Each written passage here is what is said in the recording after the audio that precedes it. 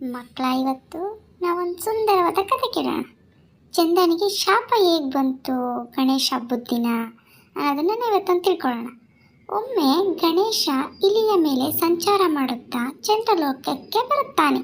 ಚಂದ್ರನು ಸರ್ವಾಂಗ ಸುಂದರ. ಅವನಿಗೆ ತನ್ನ ಸೌಂದರ್ಯದ ಮೇಲೆ ಅಪಾರ ಮಮತೆ. ವಿಕಟ ರೂಪವನಾದ ಗಣಪನನ್ನ ಕಂಡು ಅಪಹಾಸ್ಯ ಮಾಡುತ್ತಾನೆ. ಜೋರಾಗಿ ನಗುತ್ತಾನೆ. ಗಣಪನಿಗೆ ಅಪಮಾನವಾಗುತ್ತದೆ. ಚಂದ್ರನಿಗೆ ಹೀಗೆ ಶಾಪ ನೀಡುತ್ತಾನೆ: ಎಲೇ ಚಂದ್ರ, ನಿನ್ನ ಸೌಂದರ್ಯ ಮದದಿಂದ ಬೀಗುತ್ತಿದ್ದೀಯಾ?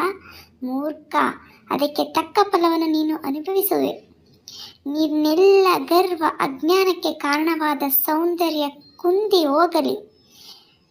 ಭಾದ್ರಪದ ಶುದ್ರ ಚೌತಿ ಎಂದು ನಿನ್ನನ್ನು ನೋಡುವವರು ಅಪವಾದಕ್ಕೆ ಗುರಿಯಾಗಲಿ ಎಂದು ಶಪಿಸುತ್ತಾನೆ.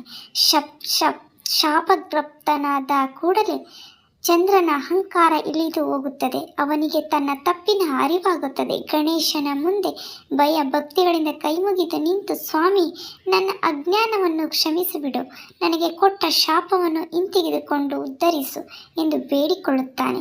ಗಣೇಶ ಚಂದ್ರನನ್ನು ಕ್ಷಮಿಸುತ್ತಾ, ಚೌತಿಯ ದಿನ ನಿನ್ನನ್ನು ನೋಡಿ ಮಿಥ್ಯಾಪವಾದಕ್ಕೆ ಗುರಿಯಾದವರು ಶುದ್ಧ ಬಿಂದಿಗೆಯ ದಿನ ನಿನ್ನ ದರ್ಶನ ಮಾಡಿದರೆ ಅಥವಾ ಸ್ವಾಮಸ್ತ್ಯ ಮಣಿಯ ಕಥೆಯನ್ನು ಕೇಳಿದರೆ ಅಂಥವರು ಅಪಮಾನದಿಂದ ಮುಕ್ತರಾಗಲಿ ಎಂದು ಹೇಳುತ್ತಾನೆ.